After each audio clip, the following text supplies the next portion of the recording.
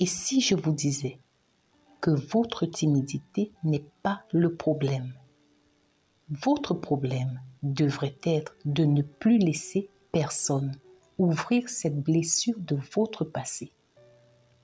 Suivez attentivement cette découverte. Il y a beaucoup plus de timides dans le monde que ce que vous imaginez. 85% à 90% de la population est intimidée face à une situation ou une relation nouvelle, peu importe l'âge et les origines.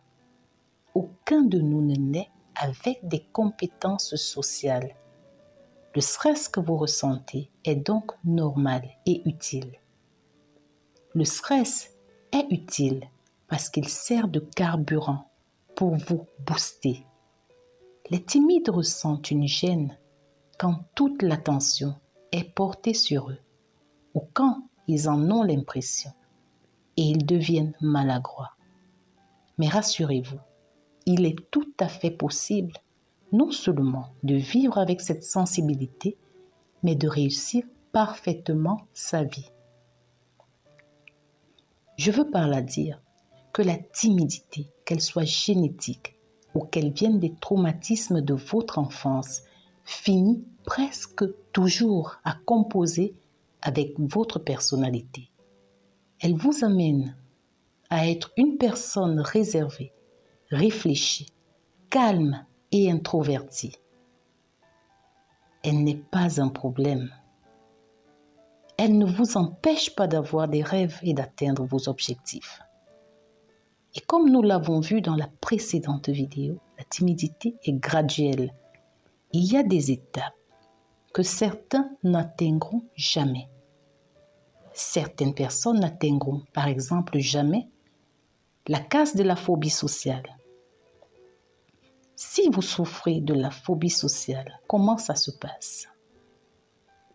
Vous savez très bien que chaque interaction sociale provoque en vous une anxiété irrationnelle, ce qui vous pousse à éviter toutes les situations sociales par peur du jugement.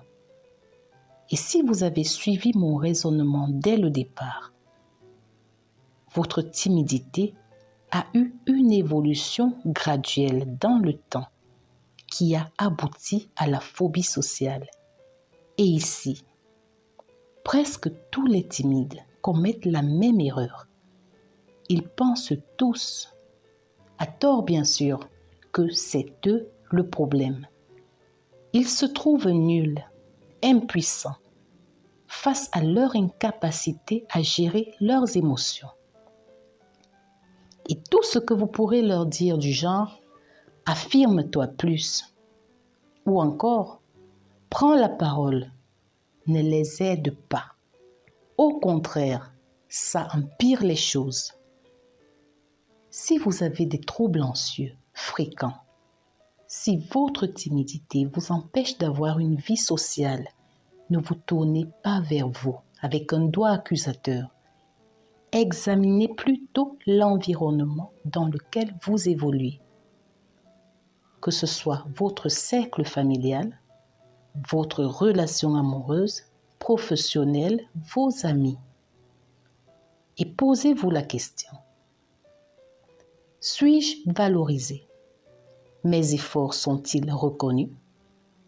Est-ce que je reçois l'amour que je donne? Est-ce que je reçois autant que je donne? Si vous vous figez chaque fois que l'on vous parle d'une réunion de travail, de faire un discours, d'aller au restaurant ou à une fête, c'est parce que vous croyez ne pas y avoir votre place. Alors oubliez un peu vos traumatismes d'enfant, le divorce de vos parents, le déménagement et reconsidérez vos relations actuelles. Si ça se trouve, vous êtes souvent jugé, comparé, méprisé ou tout simplement utilisé.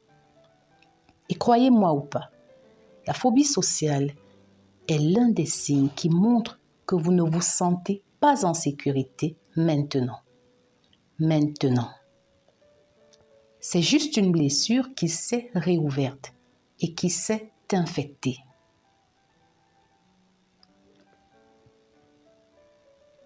Ce que nous appelons timide, parce que nous ne connaissons pas une autre appellation, en dehors de toute phobie sociale, sont des personnes absolument extraordinaires qui savent écouter et qui, par leur finesse d'esprit, maîtrisent mieux que quiconque les relations.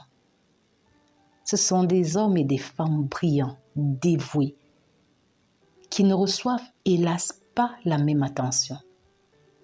Avant de penser que vous êtes un problème, faites un examen de vos relations actuelles, notamment de vos relations les plus importantes à vos yeux.